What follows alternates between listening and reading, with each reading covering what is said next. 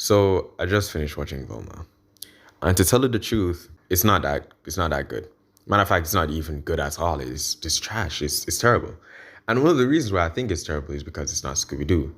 And before you attack me saying, "Oh, you're just attached to the old Scooby Doo and everything like that," and you can't accept new versions of Scooby Doo, I'ma just stop you right there. I'm not the biggest Scooby Doo fan or whatever, and I have no problem with different versions of Scooby Doo. In fact, my favorite version of Scooby Doo is not even a version that's very old that came from the 1970 somethings or whatever. My favorite versions of Scooby Doo, it came out a decade ago, I believe. Yeah, around 2010, 2011. And for those who are very tapped in with Scooby Doo, would know the series I'm talking about before I even say it, and that is Scooby Doo Mystery Incorporated, which I think, to me, in my personal opinion, is the best version of Scooby Doo ever. It has good characters, good development, good story, good animation and music. Like the themes for the opening and the outro are just amazing. Pretty much everything about that story is good.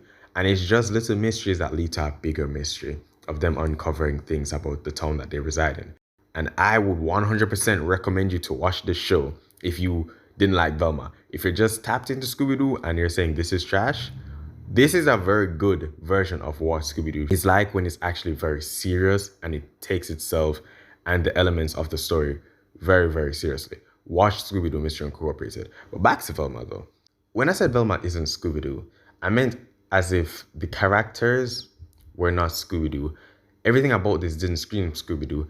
And another thing with it is that I think that Hollywood used the trademark that is Scooby Doo as well as promote it as an adult cartoon as a way to grab people's attention, especially Scooby Doo fans and people who watch other adult cartoons like, Simpsons and Family Guy, as a way to bring them in and to be interested in their story, even though it's not even written as well as provide social commentary that no one's not really asking for from a Scooby Doo series. But that's besides the point. Another thing is that when I say it's not Scooby Doo, it's that the characters aren't Scooby Doo. I don't have a problem with you making the characters slightly different or changing certain things about them. But when I look at these characters, they just don't look as Scooby Doo characters. If you wanted to make Scooby Doo with social commentary in modern day times or whatever, sure. I mean, I wouldn't 100% be interested in it, but sure, like you have the right, so you can make whatever you want to make with this franchise. Do your thing. But as long as it's written well, and it doesn't do that. But it just doesn't feel like Scooby-Doo. Daphne isn't Daphne. I don't even know what I'm looking at.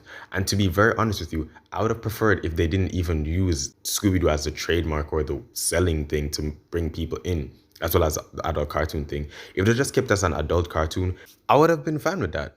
If they just kept as an adult cartoon, it's just an adult cartoon about this Indian girl who is traumatized by her mother's disappearance and was trying to solve the mystery of the serial killer who's killing the girls in her school, that would have been fine. That in itself is a good idea. Like, I don't have to say a problem with that. But the issue is when you disguise it under the Scooby-Doo title and theme and make these characters Scooby-Doo characters. And Scooby isn't in there, which is good because they would have butchered him. I don't know how they would have even written him into the story, considering how poorly they did the other characters. Velma isn't Velma, Daphne isn't Daphne, Fred isn't Fred. When it comes on to making a different iteration or your take of certain characters of a particular story, one of the main important things is to show homage to that characters. They should have the same foundation or somewhat the same foundation to original. I can't see any link between Fred and original Fred or even Mystery Incorporated Fred. I don't see a link between Daphne or original Daphne or Mystery Incorporated. I don't see, there is no link whatsoever at all. And as I said, I don't have a problem with them making it different. But when it comes on to making your own take of certain things, you have to give respect to the original. You have to at least say, oh, this is the character that I'm trying to embody, but this is a slight different take of what it is. Velma isn't like that. Velma isn't even Velma. Velma is just an Indian girl that dresses exactly like her. And that's the problem with other main characters in the show, is that they are, in a sense, which is good, their own person, but they do not have the same foundation as their original counterpart. As in Velma, originally Velma is a very, very smart, clumsy, shy, weird girl, you could say. In this situation, Velma isn't that. She's a very outspoken social justice warrior and she's just making social commentaries about everything. And she's a bit rude. and she forces her ideals upon people. She's very, very rude. She's not a likable person.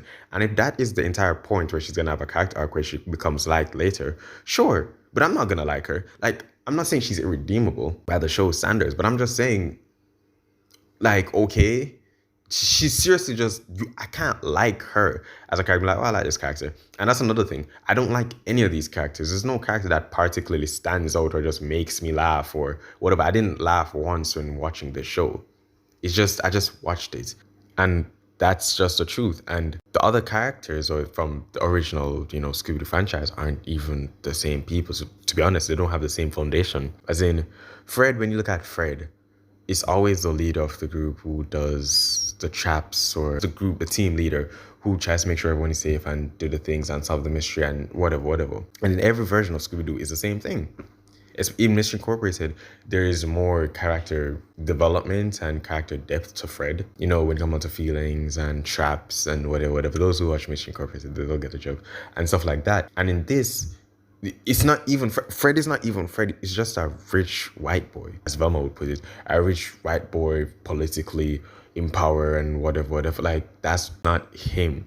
Shaggy isn't him. Shaggy's just a black dude, that smokes, and Daphne has like two moms and she's bisexual and she's an Asian girl. I can get the diversity thing, but these just aren't the characters. I would just much rather would prefer if you just made a show with these exact people and they just didn't had different names. I would have been fine with that.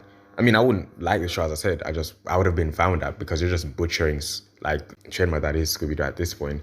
And I'm probably going to continue watching the show, and that's because the curious person in me wants to find out where Velma's mom is and where was she, or if she's even dead or alive. What happened with the Fred's parents and her even being there? That's what I'm interested in seeing. So that's the only reason why I'm even contemplate even continuing the show, because that's just the type of shows that I'm into. I love mystery, psychological, horror, thriller type of anime movies and TV shows. I love stuff like that. So that's the only reason I'm gonna continue watching the show, just to find out if I'm right or wrong.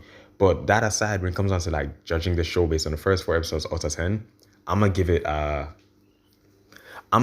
strong 3. I'm with a strong 3. The reason I'm gonna give it a strong 3 is because of the entire Where's Velma's Mother subplot, which could actually give it even more points throughout the series, because it's a mystery show. So if they can do that right, because they're not doing the jokes right, or the characters or anything else right, but if they can do that right, it could be placed higher. But for now, I'm interested, so it gets a few points for that. And the animation is very, very good, especially when it comes on to Velma's hallucinations. That is very, very well animated. So I'm gonna have to give the animators their props, because even though I dislike the show, it actually looks good to look at, especially the hallucinations. So that's my rating on Velma. I'm gonna give it a strong 3, light 4 out of 10. Yeah, thanks for watching.